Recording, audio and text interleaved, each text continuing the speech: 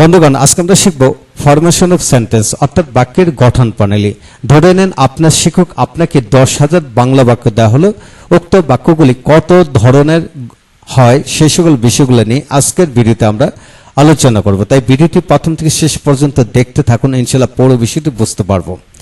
আজকের ভিডিওটি Khan method a complete book of written spoken English grammar এই বই থেকে নেওয়া হয়েছে। এই বইটি সম্পূর্ণ বাংলা অর্থ সহকারে লেখা হয়েছে এবং ভিডিও লেকচার আলোকে আমাদের ভিডিওগুলো দেখুন, ইনশাআল্লাহ প্রতিটি ভিডিও আপনাদের কাজে আসবে এবং ঘরে বসে আপনারা শিখতে পারবেন। হ্যাঁ বন্ধুগণ, এখন আসুন আমরা শিখব ফরমেশন অফ সেন্টেন্স অর্থাৎ বাক্যের গঠন প্রণালী কি এবং কত ধরনের হয় সে সকল বিষয়গুলো নিয়ে। হ্যাঁ বন্ধুগণ, এখন আসুন বাংলা বাক্যের গঠন কত ধরনের হয়। বাংলা বাক্যের গঠন 6 ধরনের হয়। হ্যাঁ, 6 ধরনের কি কি একটু লক্ষ্য করেন এখানে। যেমন আমি কাজটি করি, আমি ইংরেজি পড়ি, আমরা প্রতিদিন বল খেলি, তিনি আমাদেরকে ইংরেজি পড়ান। অর্থাৎ সাবজেক্ট অবজেক্ট প্লাস ভার্ব অর্থাৎ বাক্যের শেষে ভার্ব যুক্ত বাক্য। দ্বিতীয় নম্বরটি হলো আমি একজন ছাত্র, আমি একজন খেলোয়াড়, আমার বাবা একজন শিক্ষক, তিনি আমাদের এলাকার চেয়ারম্যান। অর্থাৎ বাক্যের শেষে কমন নাউন যুক্ত বাক্য। দেখেন, লক্ষ্য করেন এখানে সবগুলো বাক্য হলো কমন নাউন যুক্ত বাক্য। আবার তৃতীয় নম্বরটি হলো বাক্যের শেষে অ্যাডজেক্টিভ যুক্ত বাক্য। যেমন আমি খুব সুখী, সে ধনী, তিনি খুব দয়ালু, আমার বাবা খুব জ্ঞানী। অর্থাৎ বাক্যের শেষে অ্যাডজেক্টিভ যুক্ত বাক্য। 4 নম্বর বাক্যটি হলো কোনো ব্যক্তির প্রাণীর কোনো কিছু আছে বা নেই যুক্ত বাক্য। যেমন আমার একটি গাড়ি আছে, তার অনেক টাকা নেই, তার অনেক টাকা নেই। অর্থাৎ আছে বা নেই, কোনো ব্যক্তি বা প্রাণীর কোনো কিছু আছে বা নেই। 5 নম্বর বাক্যটি হলো কোথাও কোনো কিছু আছে বা নেই এমন বাক্য। যেমন আমাদের বাড়িতে একটি গাড়ি আছে, তার বাড়িতে কোনো শিক্ষক নেই। এবং 6 নম্বর বাক্যটি হলো সকালবেলা হাঁটা স্বাস্থ্যের জন্য ভালো, একজন শিক্ষক হওয়া আমার শখ। অর্থাৎ কোনো কিছু করা হওয়া প্লাস ভার্ব প্লাস নাউন বা অ্যাডজেক্টিভ এরূপ যুক্ত বাক্য।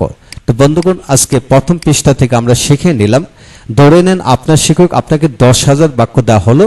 10,000 বাক্যের মধ্যে আপনি শুধু পাবেন বাক্যের শেষে মূলভাব যুক্ত বাক্য, বাক্যের শেষে নাউন যুক্ত বাক্য, বাক্যের শেষে অ্যাডজেক্টিভ, বাক্যের শেষে আছে বা নেই যুক্ত 2 ধরনের। একটা হলো কোনো ব্যক্তির আছে বা নেই যুক্ত, আর একটা হলো কোথাও কোনো কিছু আছে বা নেই যুক্ত। 6 নম্বর বাক্যটি হলো কোনো কিছু করা হওয়া যুক্ত বাক্য। হ্যাঁ বন্ধুগণ, আপনাকে যদি 10,000 নয় বাংলা ভাষার যত বাক্য আছে সকল বাক্য দেওয়া হোক না কেন, এদের মধ্যে বাক্য পাবেন, বিশ্বাস রাখুন। এবং দ্বিতীয় পৃষ্ঠাতে আমি বাকি অংশ বোঝাবো, আসুন একটু দেখে নিই। এখন আসুন ইংরেজি বাক্যের গঠন কত ধরনের হয়। ইংরেজি বাক্যের গঠন সাধারণত 6 ধরনের হয়। কয় ধরনের? 6 ধরনের। যেমন সাবজেক্ট ভার্ব অবজেক্ট এরূপ সেন্টেন্স যুক্ত বাক্য। যেমন I do the work, I read English, we play football every day, he teaches us English. অর্থাৎ বাক্যের সাবজেক্টের পরে মূল ভার্ব যুক্ত বাক্য।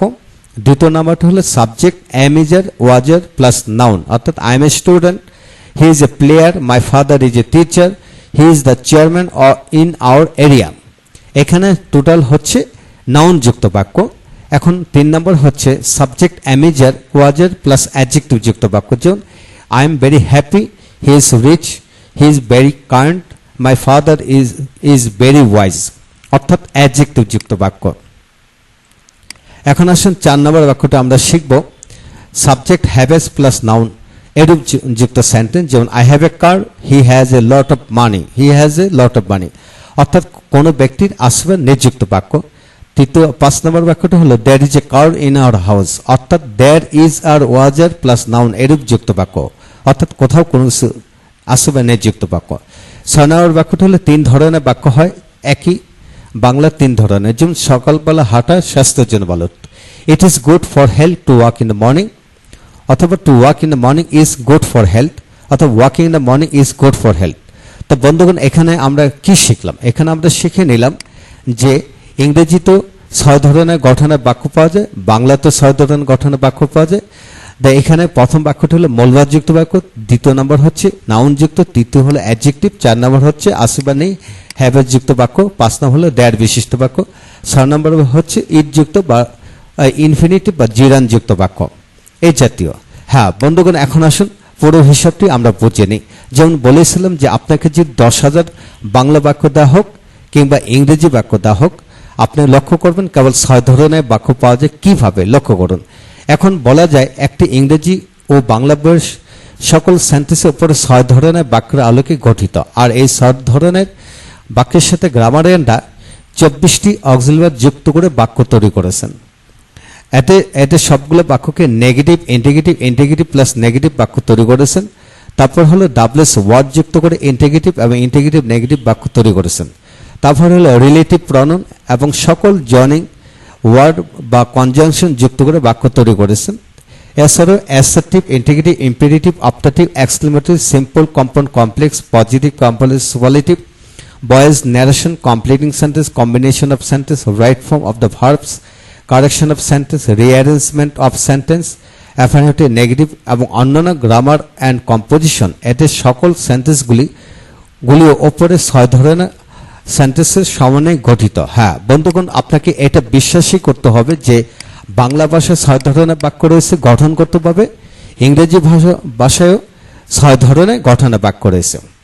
তাই আপনাকে যা কিছু পড়বেন এখন থেকে সবকিছু গঠন প্রণালী আলোকে বাক্যটি দেখে আপনাকে শনাক্ত করতে হবে যে এটা মূলভাবযুক্ত বাক্য, এটা নাউনযুক্ত, এটা অ্যাডজেক্টিভযুক্ত, এটা আসবা নেই, আবার এটা হলো দেয়ার বিশিষ্ট, কোথাও কোনো কিছু আসবা নেই, আরেকটা হলো কোনো কিছু করা বা হওয়া যুক্ত বাক্য।